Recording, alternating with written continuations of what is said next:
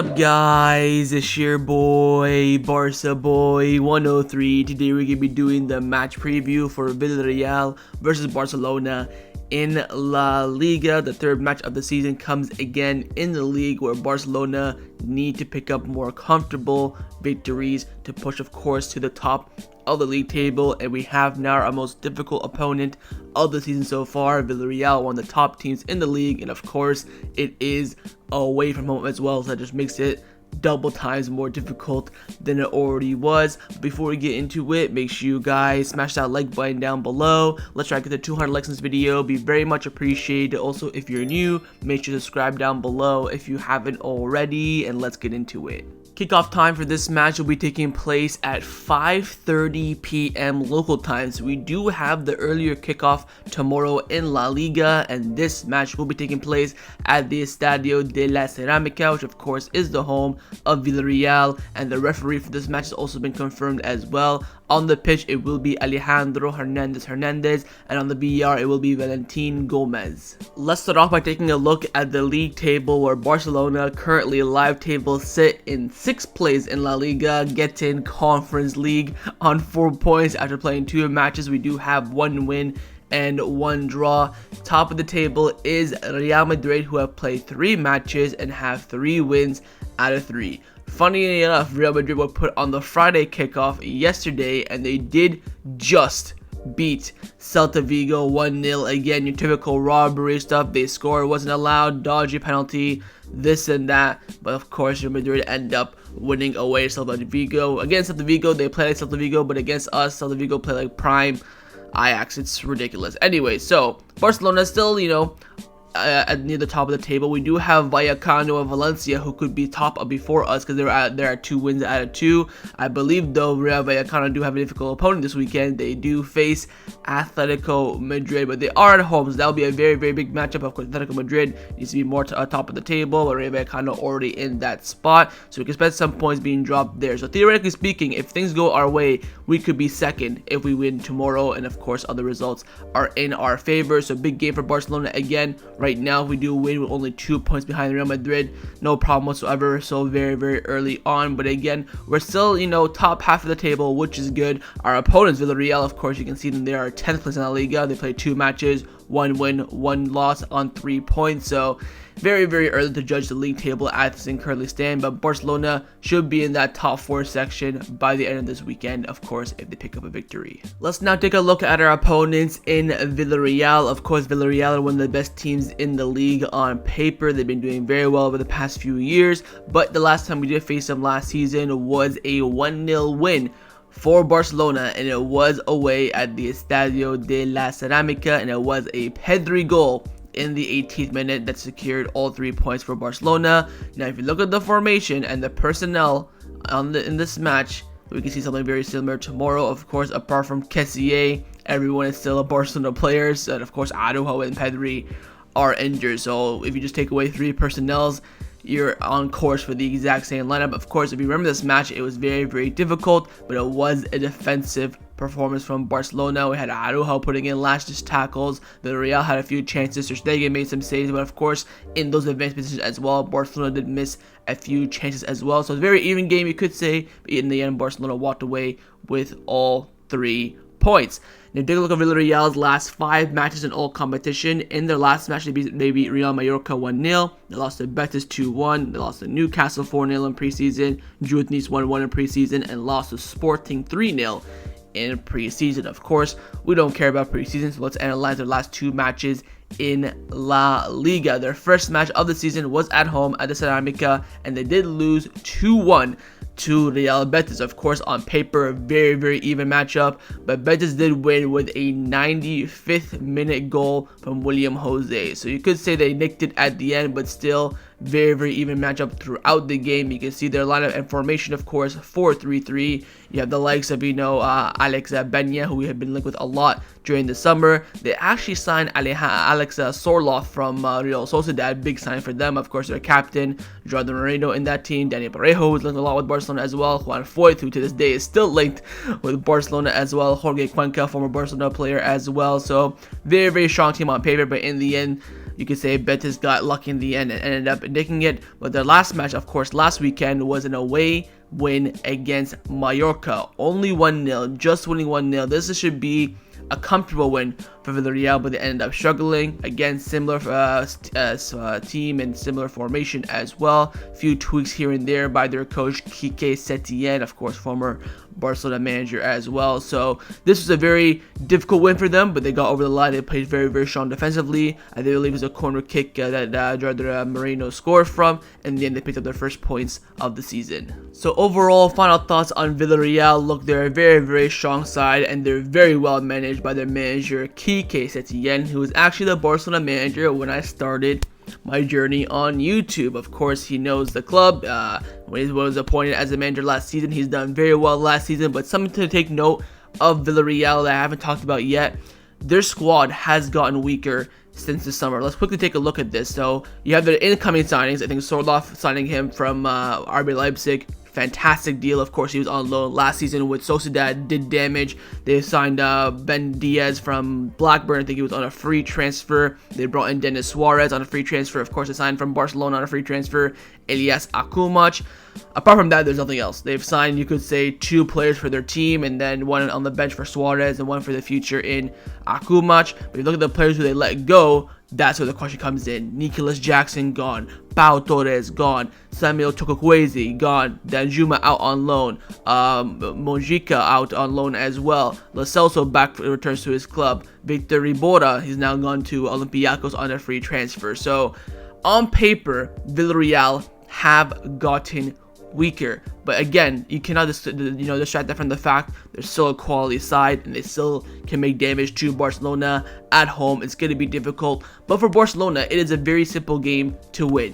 Control the possession in the middle of the park, and you cannot stress enough, you have to be clinical. I think Xavi's team selection will be so vital to this, because Villarreal are like a 50-50 team. If they show up, it'll be difficult, and if they don't, then it should be a breeze in the park, because with the quality in their team, it's very much on if it's their day and if it is not. So of course we saw against Betis, it was pretty even. I wouldn't say it wasn't their day. Ended up losing. Against Mallorca, I would say it was their day, but there were a few banana skin moments. They scored 2 goals in 2 games, so have we, to be honest. They've conceded 2, we've conceded none. So I think with Villarreal, it's a case of if, buts, and maybes. But again, for Barcelona, play your style, play your game, control possession, don't give them too many chances in the final third, because of course Sorloth, Moreno, super clinical. But again, the defense can be got at. Of course, Juan Foyth, quality player, he's at the right back spot, don't worry about him. Cuenca and Isamendi at center back can be got at for sure. So for Barcelona, keep it simple, finish your chances, and we should end up picking up all 3 points. Now, before we get into Xavi's press conference, of course, there is some news coming out before the match tomorrow against Villarreal. Firstly, there have been reports that Alejandro Balde is suffering through an injury. Tony Juan Martin from Corazon Sport came out saying that Balde is doubtful for the match against Villarreal, thus the registration of Alonso now has become a priority. Gerardo Mero said we'll see later on today what Xavi says in the press conference with Balde, and in any case it's nothing serious. And then Javi Miguel came out saying that Balde will start against Villarreal. So very contradicting reports on Alejandro Balde. So the plan was, with the renewal of Marc-Andre ter Stegen that has been official now, the club are going to use as the first space to register Iñaki Peña. But with Alejandro Balde being an injury doubt, they've then changed the priority to register Marcos Alonso first. Hence, since then, Marcos Alonso has been officially registered. Again, we can still end up selling him like with Lenglet, like with Dest. It is more beneficial for Barcelona to register and then unregister to, benefit more from that financial fair play margin. But Alonso will be in the squad tomorrow. He will be on the bench in the event that Balde cannot continue or maybe doesn't start last second. It sucks that Iñaki Peña is not registered quite yet. The fact that we don't have a backup goalkeeper on the bench is crazy, that we're going to rely on Ashalaga if ter Stegen gets a knock or something. But nonetheless, Marcos Alonso has been registered, and Alejandro Balde is a bit of an injury doubt. Time now to get into Xavi's press conference reaction. This press conference this morning, of course, right on time. He was asked a lot of questions from the media, and let's get and see what the Gav had to say ahead of the big match against Villarreal tomorrow. He started off with the biggest news you could say around football in Spain. That first of all, I'd like to give all my support to Jennifer Hermoso and all the players of the Spanish national team. Secondly, I condemn the behavior of the RFEF president, which was totally unacceptable. The sadness has taken away from the historic World Cup win for Spain. So of course, addressing that big topic, then he gets on to the match. The key to more will be able to get hold of the ball. Villarreal have a great team, especially in the midfield. At home, they can push us a lot, like I just said. Winning that midfield battle and keeping possession is vital. He was asked more questions about Rubilas, and he came out saying it's now like 7 questions about Rubilas now. I think it's a shame. I would prefer to talk about how the team played the World Cup, the hurdles they overcame, the players like Kata, Aitana, and Lexia Putea. So again, Xavi was getting bombarded about all these questions and what his thoughts were. He said, look, I'd rather talk about how they played or about Barcelona. Then I was asked about the injury of Pedri, saying that losing Pedri makes us sad. He takes care of himself and he has gained muscle mass, but these are things that can happen. There are many games and we try to prevent injuries, but it's impossible. So Pedri did put in the work this summer, but it still wasn't enough to prevent him from being injured. He's then asked about his renewal, saying, I'm calm and grateful to be here. I have the same illusions as always. And he was asked about Lewandowski not firing in front of goals, saying that, look, I'm calm. He contributes to us in other things. The other day he gave an assist. He needs goals like all forwards do, but he looks hot, happy, and I am calm. Lewandowski's situation right now reminds me a lot of Suarez's at the beginning of the 2018-19 season, or 17-18, the first season under Ernesto Valverde. Suarez wasn't firing. I think his first 4 or 5 games he wasn't scoring. He was missing sitters and open nets, but once he got that goal, he came back. I think it will be the same for Robert Lewandowski as well. He was then asked about Gavi, saying that it's not that important if he starts or not. I like him and I'm counting on him. He's already important for us. He's a huge player for the upcoming season. The players have to understand that it doesn't matter so much to be a starter or a substitute. There are no more starters or substitute now in football. And I very much agree with Xavi on that. There are so many games to the point your team chops and changes. Not like back in the day. I remember 18-19 season when we went for the treble.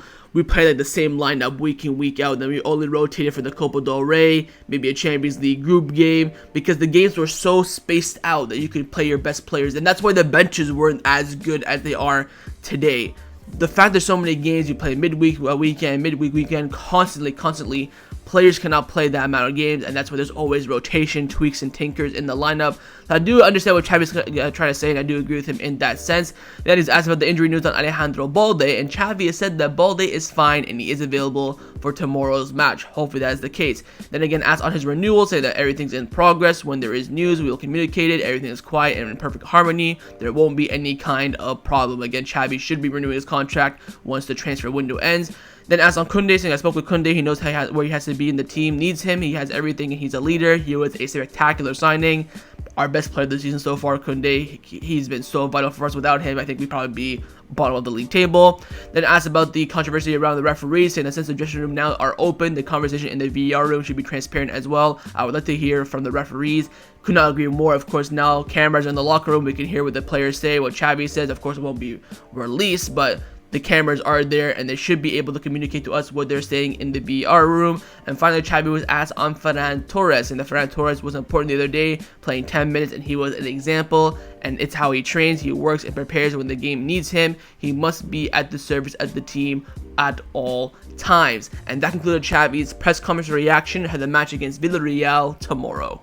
Let's now get into the lineup prediction. We're going to start with the manager, of course, Xavi Hernandez. I'm going to try my best to predict his lineup. I think it will be very easily to predict, probably maybe 1 or 2 changes at the absolute most. And I believe that Xavi will go with this lineup on the screen right now. I think he'll go with Ter Stegen in goal, a back 4 of Kounde, Christensen, Frankie de Jong, and Alejandro Balde, a midfield 3 of Oya Romeu, Roberto, and Gundogan, and a front 3 of Lamine Yamal on the right-hand side, Gavi on the left, and Lewandowski up front. I've basically just tried to fit every midfielder in. I mean, there's a lot of rumors that Roberto might start this match, whether it's at right back or in midfield. I think what Xavi, the amount of praise that Xavi gave to de Jong after the match and how vital it is for the center backs to be able to play out, I think that back 5 is pretty much set in stone. Now, if you take away de Jong from the midfield and, of course, Pedri's injury, you have no one else who can play there but Roberto. Of course, you could put Gavi and then go with 2 natural forwards. I don't think so. I do not think that Xavi will play with 2 natural wingers. I think he'll play with 1 and Robert Lewandowski, and I think that 1 will be Lamine Yamal. There's a lot of hype around him. He played well against Cadiz, but of course wasn't clinical, so to speak. I think the only thing he can do to this lineup is maybe take out Roberto, drop Gavi in the midfield, and put in Alonso or Ferran on the left. I don't think there's going to be any other changes but that. Of course, he could play Eric Garcia as a natural center back. You put put Kounde at center back and have Roberto right back. To be fair, though, Villarreal's right-hand side or left-hand side isn't too bad. They play Gerard Moreno on the left. He's not fast, but he's more so clinical. I think Roberto can deal with that. Of course, it was Chukwueze, completely different story. So a lot of ways that Xavi can twinker with this team, and interlocking changes, if buts and maybes. But I think this will be the premise of his lineup selection, barring of course one change, and that's not something that Xavi Hernandez will select for this match. But of course, in the comments down below, let me know what you think Xavi's gonna go with. Now I'm going to show you guys my lineup, what I would do if I was a Barcelona coach, and I have made a few changes from Xavi's lineup prediction, and I've gone with this lineup on the screen right now. I've gone with Ter Stegen in goal, a back 4 of Kounde, Christensen, Eric Garcia, and Alejandro Balde, midfield 3 of Romeo, De Jong, and Gundogan, and a front 3 of Ferran Torres, Robert Lewandowski, and Ansu Fati. So a few changes. Firstly, I have brought in Eric Garcia for 2 reasons. One, we lack midfielders. I think it would be very detrimental to play Frenkie de Jong at center back when you don't have the necessary midfield coverage. Secondly, I think this game will require a lot of defending, and I think that Eric Garcia is a better defender than Frenkie de Jong, because of course naturally he's a better defender. So I would stick with him, and I would tell him play the ball off in the back, don't be brave.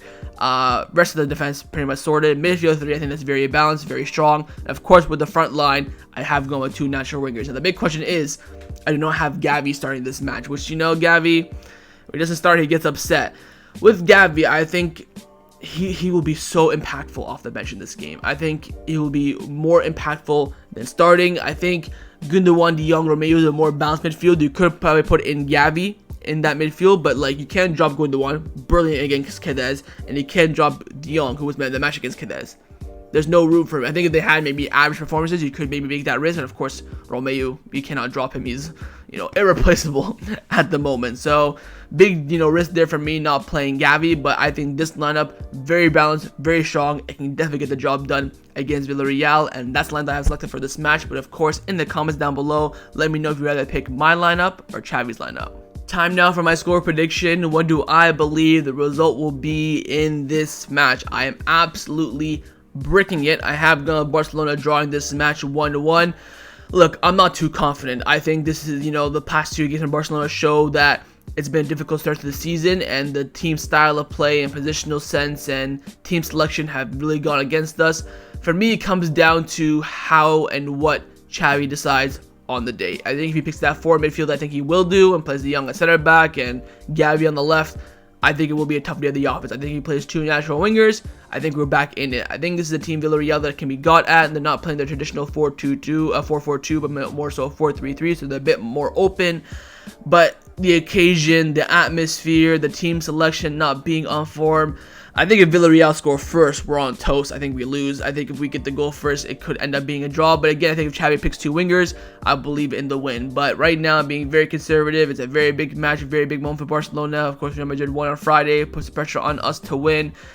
I'm nervous, but hopefully we get the job done. But I have gone Barcelona drawing this match as my official prediction 1-1. But of course, in the comments down below, let me know what you think the scoreline will be. So that was a match preview for Villarreal versus Barcelona in La Liga. Hope you guys enjoyed this video. If you did, make sure to leave a like, and of course leave me your thoughts down below in the comments on everything we discussed. But the main thing, firstly, of course, is your score prediction, and secondly, on the lineups. Firstly, we'd rather pick my lineup or Xavi's lineup. What do you think Xavi would go with? What would you go with? You're the manager. Leave me all your thoughts down below, and of course, make sure you subscribe down below as well if you haven't already. And I will see you guys tomorrow for the live watch along. Set the reminder on the screen and come and join me, watch the game with me. Follow after the match by my match review. I'll see you guys tomorrow. Big game ahead. I am breaking it, but absolutely nothing but the 3 points. Take care, and Forza Barca.